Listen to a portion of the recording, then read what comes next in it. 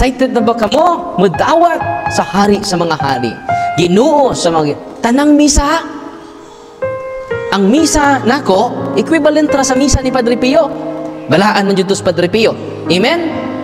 Balaan man to si Saint John Meridiane. Wa to makalamang sa misa nako karon.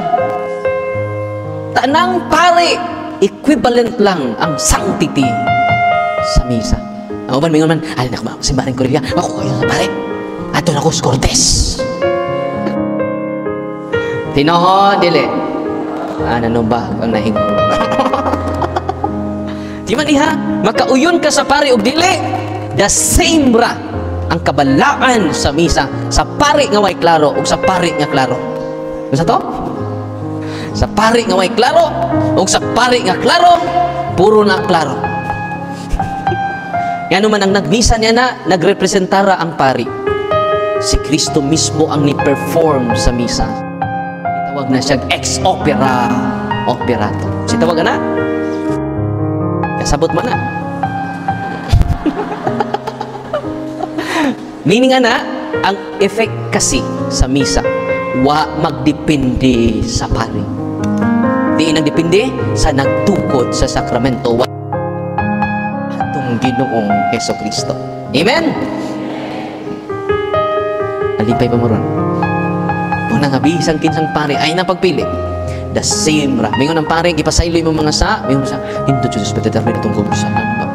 Hindi Diyos itong kumpisalan. Namato dito sa office, mingon sa kung mga deliverance minister, si Father Darwin, ato na kung kumpisal ni Father Darwin, Brad. No, pili-pili na. The same ramitanan.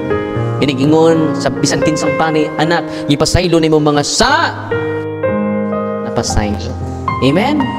O sa may gisultis Ginoo, ang ipasaylo ninyo, ipasaylo ko sa ang wa ninyo pasaylua pasaylua. Kung si Kristo ni salig sa kaparian, ni Pedro nga bakakon kaayo. Diba si Pedro bakakon man? Kung si Kristo ni salig ni Pedro nga makasasa sa mga apostoles nga ni kinsa man ka nga di mo salig sa iyang kaparian. Amen? Nisalig ganing Ginoo nga way sa nya kitang wa jud tay klaro ani. Nisalig gani ang Dios sa mga Dios sa kamot sa mga pari. Unang I hope mosalig na mo namong mga pari. Amen. Bisag kaila pa mo namo, mosalig gyapon mo. Nisalig naman si Kristo sa una niyang mga pari. Akong gingnan ng mga pari, usa ka grupos mga pari naghatag og retreat.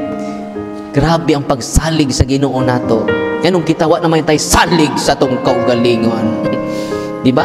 Daghan ka namong mga pari, wala na'y salig sa mong kagalingon. Si Kristo, grabe pagsalig, nag-awas-awas. Ningon siya nga, panglakaw ka mo sa ibong kalibutan, yun na pa. Ni Amas Pedro, wag kay Pedro, bakakon ka to, bakakon ka.